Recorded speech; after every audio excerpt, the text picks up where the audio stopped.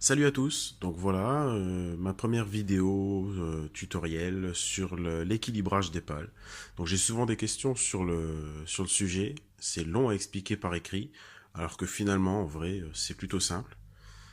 Donc elle se déroule en deux étapes. Donc la première étape consiste à trouver le CG de la pale. Pour trouver le centre de gravité donc de la pale, il faut pas grand chose comme outil, mais principalement un axe principal d'hélico qui vous sert pas. Donc là, c'est l'axe principal de mon X7. J'ai bien vérifié avant qu'il est parfaitement rond et qu'il roule bien. Donc je suis sur une table en verre, donc ce qui me garantit que vraiment c'est bien droit. Il n'y a pas de souci. Donc comme vous avez pu le voir, donc je mets mes pales de cette façon, bien perpendiculaire à l'axe. Hop. Les bords de fuite sont face à face. Voilà. Je vérifie qu'ici, elles sont bien alignées. C'est pas tout à fait le cas.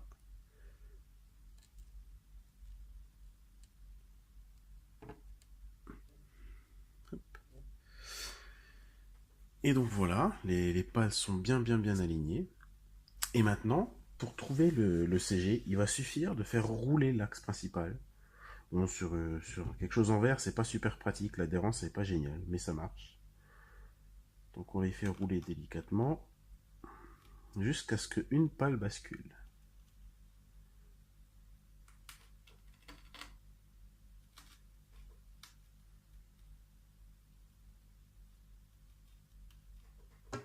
Alors j'ai été un peu vite, les deux ont basculé en même temps. Mais elles sont pas mal, elles ont un centre de gravité qui est très proche. Hop. Donc celle-ci, c'est notre pale témoin. Donc à ce moment-là, je prends un petit marqueur et je la marque. Hop. Voilà. Donc là, j'ai repéré le centre de gravité d'une de mes pales. Donc maintenant, le jeu, ça va juste être de mettre des bouts de scotch sur cette pale-là. Donc celle qui n'a pas basculé en même temps que l'autre. Mettre un petit bout de scotch. Forcément, on va l'appliquer comme ceci. Bah, je vais quand même vous montrer. Moi, je prends du scotch de bureau, ça va bien. Hop. Et donc, on va l'appliquer comme ceci. Hop. Histoire, dans le sens de l'écoulement de l'air, histoire qu'il ne se décolle pas. Et puis, on va vérifier. Bon, on va regarder si ça a une influence que j'ai fait. Hop. Bien aligné, toujours.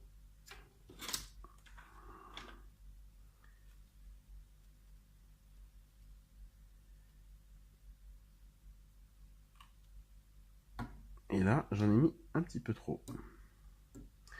Donc là, je vais l'enlever. Je vais enlever un petit bout, puis je réessaye. Jusqu'à ce que j'obtienne, forcément, le basculement des deux pales en même temps.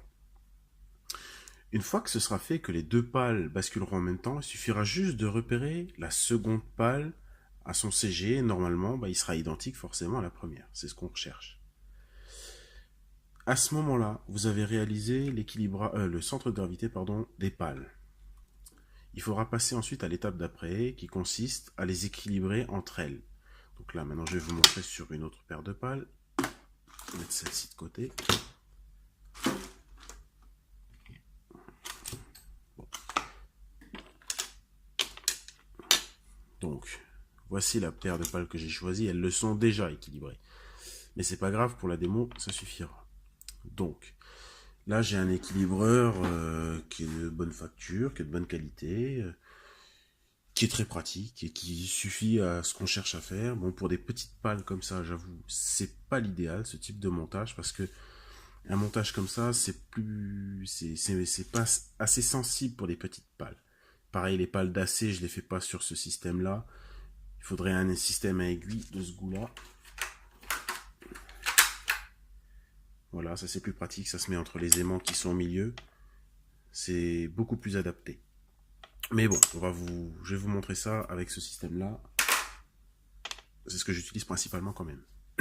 Donc là, j'ai fixé mes pales comme vous pouvez le voir, dans le même sens qu'elles sont montées sur l'hélico, hein, parce que des fois on les voit monter dans l'autre sens, enfin une dans l'autre sens, ce qui n'est pas logique en fait. Hein. Mécaniquement, il faut qu'elles soient montées dans le sens qu'elles vont avoir en tournant.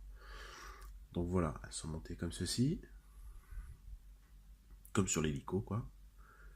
Et ensuite, je les positionne sur l'équilibreur. Alors là, forcément, on va pas voir grand chose parce qu'elles sont déjà équilibrées. Mais il va y avoir souvent un effet de basculement jusqu'à ce que ça se stabilise en fait. Et en général, quand ça se stabilise, ça va pencher d'un côté ou de l'autre. Je vais les aider un petit peu quand même. Hop. Voilà. Ok. Donc là, on peut voir, on est pas mal du tout. Voilà. Donc là, elles sont super bien équilibrées. Si c'est pas le cas, ça va être tout simple. Il va falloir couper des petits bouts de scotch. Et vous aurez, de toute façon, au préalable, repéré sur les deux pales le CG avec un petit coup de marqueur. Il suffira juste à ce moment-là de placer le petit bout de scotch sur ce trait de marqueur. Ça permettra donc de ne pas modifier le centre de gravité de la pale et de les équilibrer entre elles sans changer ce CG et du coup elles seront parfaites. Une fois que ce sera fait, une fois qu'elles seront, donc admettons elles sont comme ça au départ, hein, sont un peu de travers, hop, vous les avez bien droites, là vous pouvez les monter sur l'hélico et puis voler avec. Il n'y aura plus de soucis. Voilà, donc c'est pas la façon la plus parfaite, il n'y a pas de meilleure façon, de moins bonne façon. C'est une façon qui me correspond, j'ai toujours fait comme ça toutes mes pales, même les pales neuves, même celles qui sont réputées parfaites, sorties de la boîte. Moi je les équilibre toujours, c'est un principe. Donc voilà, à vitesse où les hélicos tournent, je pense que c'est normal de le faire. Puis ça fait pas de mal, et puis en plus ça évite d'avoir des problèmes par la suite. On se pose moins de questions.